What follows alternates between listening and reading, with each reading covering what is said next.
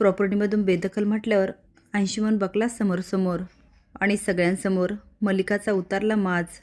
नमस्कार मित्रांनो, ह्या मालिकेच्या आजच्या भागामध्ये नक्की काय घडलं चला तर बघूया.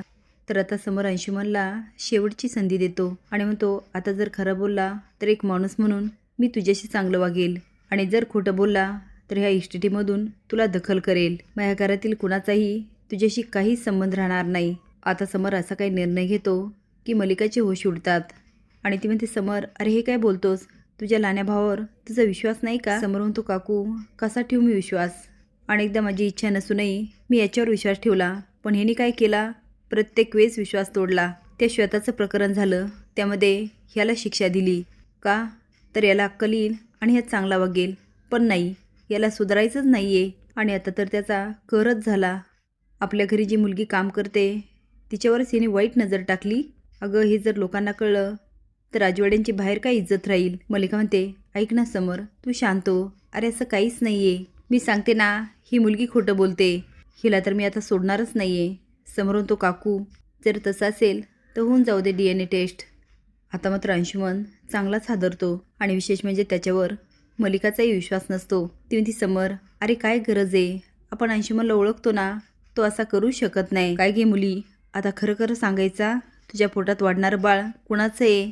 चिंकी म्हणते, मॅडम मी का खोटं बोलू, हे अंशुमन सरांचंच आहे. मला हेच कळत नाही, हे बदलून का पडले? ते मला म्हणाले होते त्यांचं माझ्यावर खूप प्रेम आहे, पण त्यांना तुमची भीती वाटते म्हणून ते लग्नाला नाही म्हणू शकले नाही. आणि आज तर अंशुमन सर एकदम बदलून पडले. सोनंदी म्हणते, चिंगी हा असाच आहे, म्हणून मी तुला वेळोवेळी सावध करत होते, पण तू नाही ऐकलंस. समोर म्हणतो, बोल अंशुमन, हे मूल तुझंच आहे का? आता तुला शेवटची संधी. आता अंशुमनला काय करावं तेच कळत नसतं. तो मल्लिकाकडे बघतो. मल्लिका हळूच खुणवते, नाही म्हण.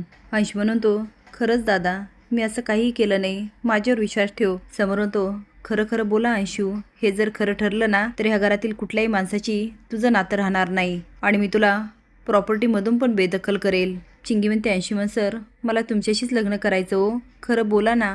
आजी म्हणते, अंशू खरं बोल, आता जर खोटं बोलला ना तुला आम्ही कधी माफ करणार नाही. समोर म्हणतो, तुला शेवटची संधी. आता मात्र अंशुमन मोठ्याने ओरडतो, हो चिंगीच्या पोटातील बाळ माझंच आहे. अंशुमनचे हे बोलणं ऐकून मल्लिकाच्या पायाखालची जमीनच सरकते. समर आजी मात्र खूप शॉक असतात. मंदाकिनी म्हणते, वा मंदाताई, हेच का तुमचे संस्कार? तू मला काय म्हणत होता, तुमच्या मुलीला काय संस्कार दिले? कळलं ना, माझ्या मुलीला आम्ही काय संस्कार दिले. खरं बोलायचं, सत्याच्या बाजूने उभं राहायचं. बाब म्हणतात, मंदा तू शांत बस. रोहन आणि आदिरा बाहेर जातात. आदिरा म्हणते, रो हे काय होऊन बसलं रे? अंशू एवढं वाईट कसं वागू शकतो? नाही म्हणजे मला पहिल्यापासून त्याच्यावर डाऊट होताच आणि मी मॉमला सांगायची पण मॉम मात्र त्याला पाठीशी घालायची. आज त्याच्यामुळे पिंट्या दादाला काय ऐकून घ्यावं लागलं. तू बघितलंस ना ते अनुष्काचे आईबाबा काय बोलत होते? रोहन म्हणतो, आदिरा तू शांत हो. पण आदिरा मात्र खूप त्रास होत असतो. तो आता हॉस्पिटलमध्ये घेऊन जातो. डॉक्टर म्हणतात, आनंदीची बातमी आहे, तुम्ही दोघंजणं आई बाबा होणार. हे ऐकल्यानंतर रोहनला खूप आनंद होतो. समर मात्र स्वानंदीचा खूप अभिमान वाटतो. तो पण स्वानंदीसाठी आता छान प्लॅन करतो. स्वानंदी घरामध्ये असते, तिला स्वतःचे पोस्टर दिसतात. ती बघून म्हणते, अरे हे कुणी आणले? ते आता ऑफिसला चाललेले असते. एक जण एका पोस्टरकडे बघतो आणि स्वानंदीकडे बघत असतो. स्वानंदी त्याला खुणवते, काय आहे? तो आता कुणीने सांगतो, समोर बघा. स्वानंदीचं भलं मोठं पोस्टर बघून ती म्हणते, हे कुणी केलं? ती ऑफिसमध्ये जाते आणि न्यूज चालू असतात त्या स्वानंदीच्याच. स्वानंदी म्हणते, अरे हे सगळं कोण करतंय? पण ते आता कामाच्या नादामध्ये सगळंच विसरून जाते. तेवढे ते कलिक येते आणि म्हणते, स्वानंदी किती वाजलेत बघ, चल. ती एका ठिकाणी घेऊन जाते. स्वानंदी बघते, पार्टी चालू असते आणि सगळे स्वानंदीचे फोटो काढतात. आता स्वानंदीला मात्र काही कळत नाही आणि ती म्हणते, हे काय चाललंय सगळं?